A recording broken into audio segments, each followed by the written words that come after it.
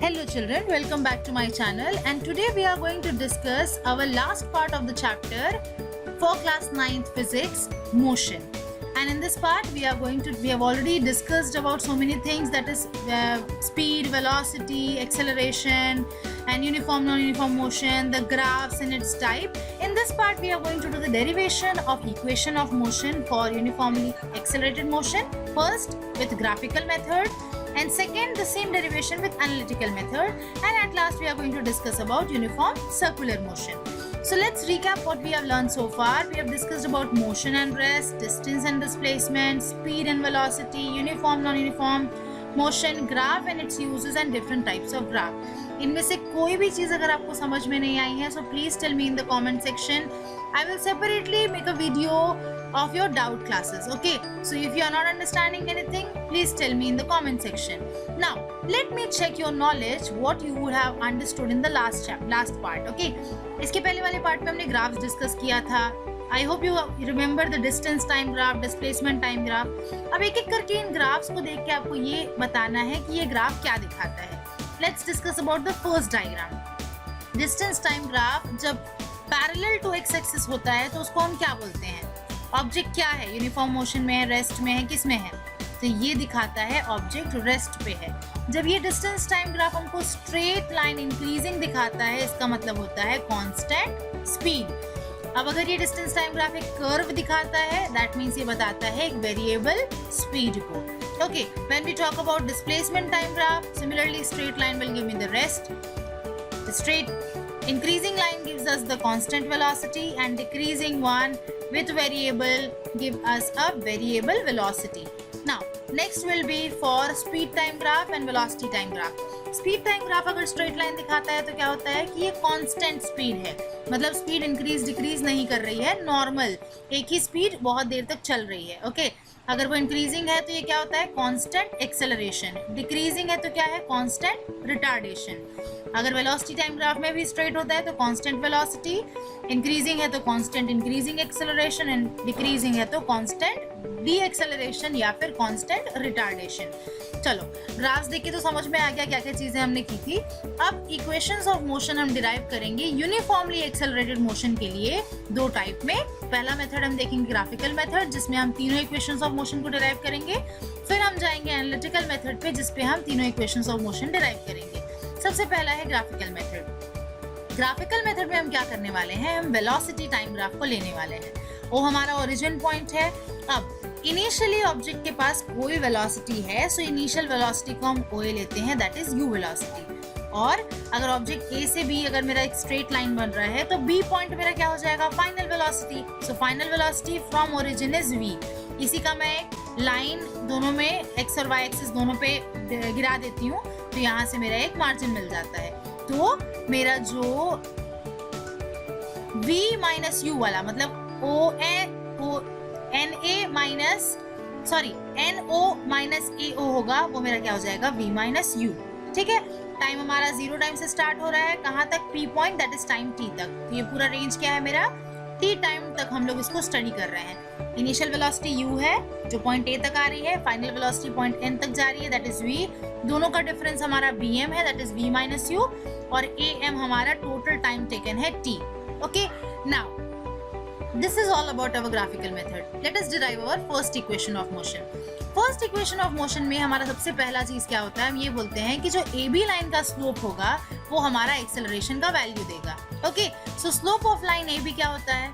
Slope of line AB is this blue color line, BM divided by AM, that is perpendicular divided by base is our slope of line AB. And वही क्या है मेरा? Acceleration. अब BM की value क्या हो जाएगी? BP minus MP. So BP minus MP is giving me BM. अब BP का वैल्यू टोटल क्या है? देखो V, एंड MP का टोटल वैल्यू क्या है? U. So it will be V minus U upon AM. AM is our time taken. So इसी को अगर हम इक्वेशंस को t को उधर मल्टीप्लाई कर देंगे और अगर इसको सिंप्लीफाई करेंगे तो हमको मिल जाता है हमारा first equation of motion, that is V is equals to U plus AT. Very simple. Let us go to our second equation of motion. Same graph हमको लेना है. इस सेम ग्राफ में सारी चीज़ें सेम है। देखो वेलोसिटी टाइम ग्राफ लिया है, u v वेलोसिटी है, v माइनस यू हमारा vm है, am हमारा टाइम टेकन है। ये टोटल हमारा सेकेंड इक्वेशन ऑफ मोशन के लिए भी सेम ग्राफ यूज कर रहे हैं। इस इक्वेशन ऑफ मोशन में हम क्या बोलते हैं कि डिस्प्लेसमेंट क्या होगा ऑब्जेक्ट का। Displacement for am that is time t will be equal to area under this graph. जो ये टोटल ट्रेपेजियम का एरिया है ना OABP, ये टोटल ट्रेपेजियम का एरिया क्या हो जाएगा हमारा डिस्प्लेसमेंट। ठीक है, हमने डिस्कस किया था वेलोसिटी टाइम ग्राफ के अंडर का जो हमारा एरिया होता है वो डिस्प्लेसमेंट देता है, स्पीड टाइम ग्राफ के अंदर का एरिया हमारा डिस्टेंस देता है। तो यहाँ पे हमारा डिस्प्लेसमेंट क्या हो जाएगा, s equals to half into sum of parallel sides into altitude that is perpendicular distance between them. अब देखते हैं सम ऑफ पैरेलल साइड्स क्या हो जाएगा, OA और BP, sum of parallel sides है, एंड OP क्या है, डिस्टेंस बिटवीन देम। ठीक है, रिप्लेस कर देते हैं वैल्यू से। OA का वैल्यू है u, BP का वैल्यू है v, ठीक है, और OP का वैल्यू है time taken. So s equals to half u plus v into time. Now from first equation of motion हमको ये पता है कि v is equals to u plus at। तो इस v को बस हम यहाँ रिप्लेस कर देंगे। ठीक है, you can see it in the purple और this violet type of color. I have replaced v with u plus at. So s is equals to half u plus at into time taken. इसको simplify करेंगे, simplify करने के बाद हमको मिलता है half 2ut plus half at square, और simplify करेंगे तो हमको फाइनली मिल जाता है second equation of motion that is s is equals to ut plus half at square. Okay, same diagram, everything same. We are going to see the third equation of motion. इसमें भी हम वही discuss करेंगे। Displacement क्या होगा हमारा, area under this graph. Okay, area under this curve. तो area क्या हो जाएगा, half into sum of parallel sides into altitude, same OA plus PB into OP। Okay, now यहाँ पे हमको क्या करना है, इसके पहले में हम v को रिप्लेस कर रहे थे ना फर्स्ट इक्वेशन ऑफ मोशन से, अब हम टाइम को रिप्लेस करेंगे फर्स्ट इक्वेशन ऑफ मोशन से। हमको पता है v is equals to u plus at, therefore time क्या हो जाएगा, v minus u upon a। इसी टाइम को हम वहाँ पे t में पुट कर देंगे। So s is equals to half u plus a into v minus u upon a। अब हमको इक्वेशन पता होता है a plus b into a minus b is equals to a square minus b square, ये identity पढ़े थे हमने। Okay, so this will be v square minus u square upon 2a that is equals to s। इसी को simplify करेंगे, 2a को हम लोग अगर लेफ्ट हैंड साइड में भेज देंगे तो क्या हो जाएगा, v square minus u square is equals to 2as। तो ये हमारा हो जाता है last equation of motion that is v square minus u square is equals to 2as। Clear it? Very clear. This is the most simplest manner in which you can do the three equations of motion by graphical method. Now let us move ahead to our analytical method.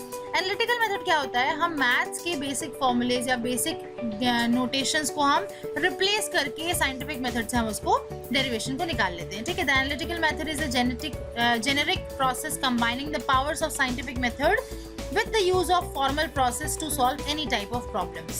Okay, now first equation of motion में क्या बोलेंगे, suppose a body is moving with initial velocity u, uniform acceleration a and for time t. हमको ये पता है, we already know that acceleration is equals to rate of change of velocity upon time taken. That means a is equals to v minus u upon time. Okay, simply a और t को multiply कर देंगे, left hand side में भेज देंगे, तो v is equals to u plus at. This is our first equation of motion. Very simple. Let us come ahead to our second equation of motion. Same condition. When initial velocity is u, uniform acceleration is a, time taken is t. Average velocity क्या होता है, u plus v upon 2. ये formula होता है average velocity का, हमने देखा था जब हमने average velocity पढ़ रहे थे। और displacement क्या होता है, average velocity into time. Okay. So s is equals to u plus v upon 2 into time. और v हमको ऑलरेडी पता है फर्स्ट इक्वेशन ऑफ मोशन से, v is equals to u plus at। यहाँ पे हम सिंपली उसको पुट कर देंगे, तो यहाँ पे मिल जाएगा u plus at upon 2 into time. Simplify करने के बाद हमको final equation of motion, second equation of motion मिल जाएगा, s is equals to ut plus half at square. So this is how we are deriving the second equation of motion. Now let us move ahead to our third equation of motion. हमको already पता है second equation of motion क्या होता है, s is equals to ut plus half at square. इसमें जो time है ना, इसको हम रिप्लेस कर देते हैं फर्स्ट इक्वेशन ऑफ मोशन से। फर्स्ट इक्वेशन ऑफ मोशन होता है v is equals to u plus at, यहाँ से टाइम हो जाएगा v minus u upon a।